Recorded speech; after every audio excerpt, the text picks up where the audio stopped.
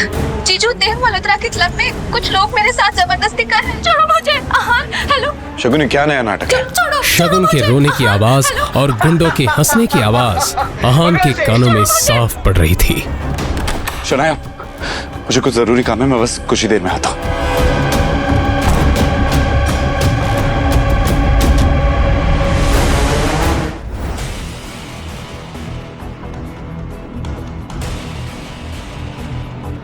अचानक हुए इस हमले से आहान खुद को संभाल नहीं पाया।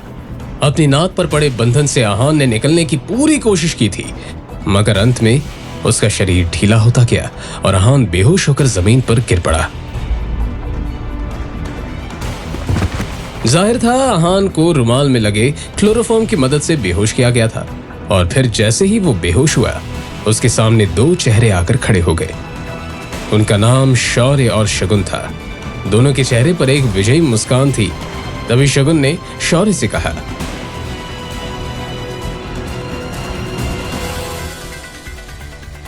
इसके बाद क्या हुआ कुछ पता नहीं चला। अगली सुबह जब आहान की आंख खुली तो उसे अपने कमरे में पाया। मैं कैसे आया? रात के बारे में याद आते ही आहान चौंक पड़ा। क्या हुआ है मेरे साथ?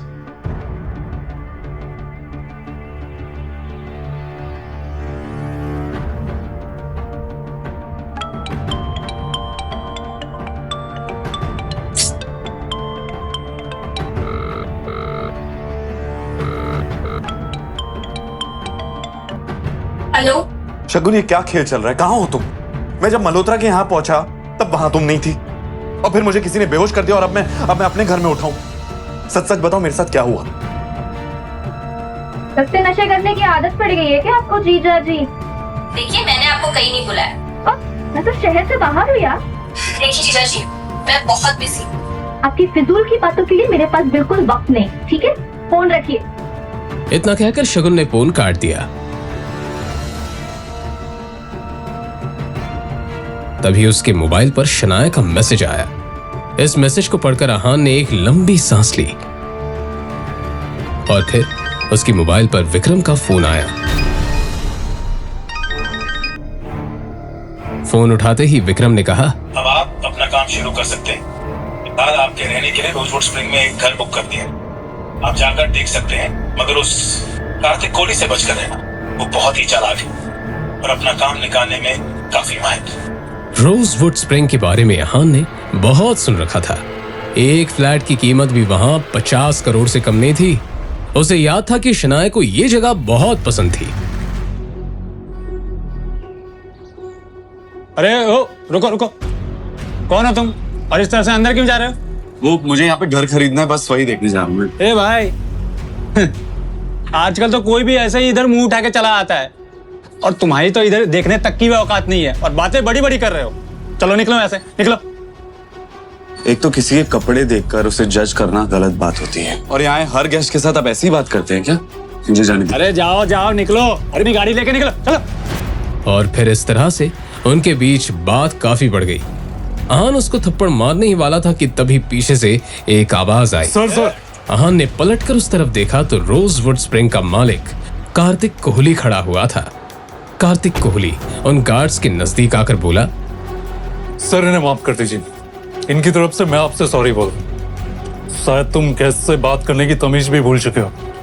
तुम्हें पता भी है सामने कौन खड़ा है? Sorry sir. निकलो, आउट। इतना कहकर कार्तिक कोहली आहान को अंदर Sorry. ले गया। इन्हें मैं कौन हूँ ये बताने की कोई जरूरत नहीं है।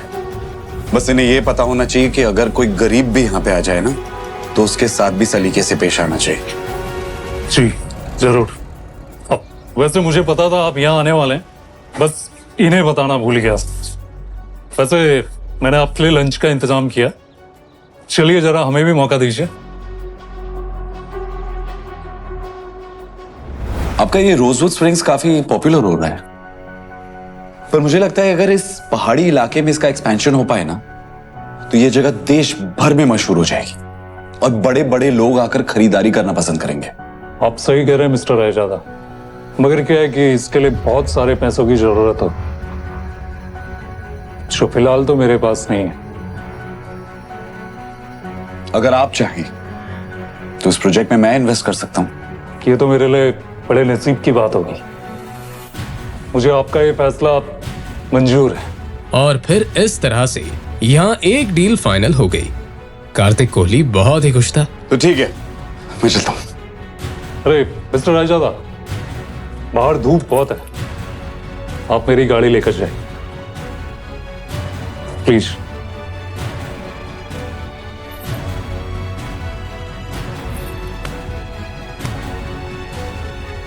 फिर आहान उस गाड़ी में बैठा और ड्राइव करते हुए निकल गया।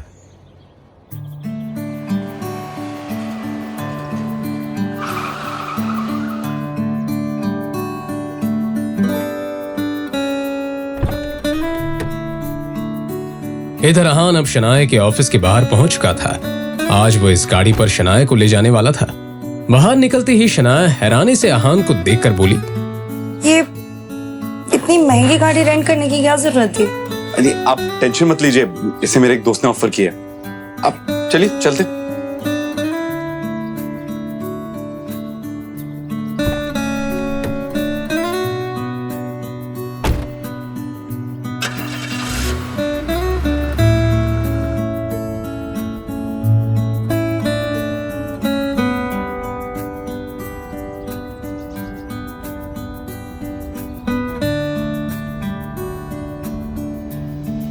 उनके बीच अभी खामोशी ही थी जब अचानक ही आहान के मोबाइल पर कोई मैसेज आया।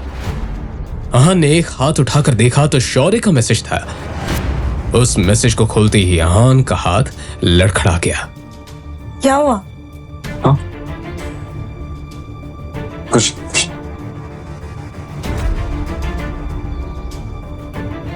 शनाया ने घूरते हुए एक नजर आहान की तरफ देखा तो उसे कुछ अजीब लगा। अगर आपको कोई प्रॉब्लम है तो आप मुझे बता सकते हैं। शौर्य ने जो मैसेज भेजा था उसमें आहान के कई सारे फोटोज थे जिसमें आहान किसी लड़की के साथ दोनों उस तस्वीर में काफी ज्यादा इंटीमेट थे। तभी आहान को एक और मैसेज आया जिसमें लिखा हुआ था, तुम्हारी ये सारी तस्वीरें अब शनाया को मिलने वाली हैं, जल्दी घर पहुंच जाओ। ये मैसेज पढ़ते ही आहान की हालत खराब हो चुकी थी।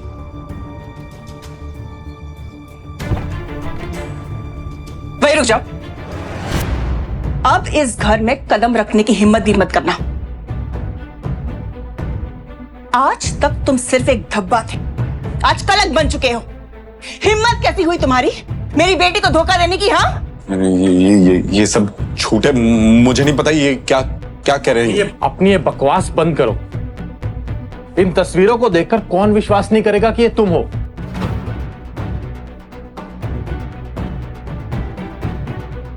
कहते हुए शौर्य ने मोबाइल शनाया के हाथों में दे दिया।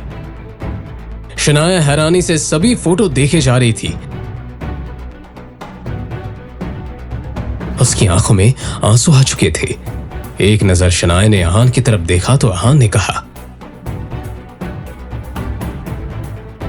ये झूठ है, ये सब है ना हमारे रिश्ते को खत्म करने की कोशिश करें। मुझे नहीं पता कि ये तस्वीरें कहां से आई है, कैसे आई है, सब झूठ कह रहे हैं ये सब। अच्छा तो सच क्या है तुम ही बताओ ना। पैसे के लालच के लिए तुमने शादी तो कर ली, और हाँ तुम कौन से रिश्ते की बात कर रहे थे, वो जो अब तक बना ही नहीं। शनाया आंखों में आंसू लिए सभी के चेहरे की तरफ देखे जा रही थी। शनाया, सामने डिवोर्स पेपर्स रखे, चुपचाप साइन करो। अब इस आदमी के साथ मैं तुम्हें 1 मिनट के लिए भी बर्दाश्त नहीं कर सकती हूँ। फिर एक बार शनाया ने आहान की तरफ देखा। उसकी आंखों में आंसू देखकर आहान का दिल जोरों से धड़कने लगा।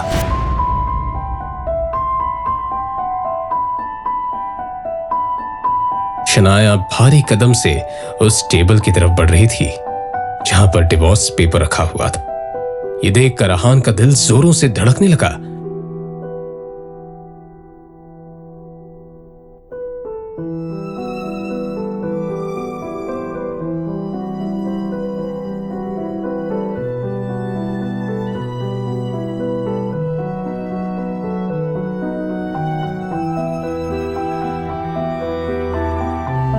क्या शनाया आहान को तलाक दे देगी या फिर आएगा कहानी में नया मोड़?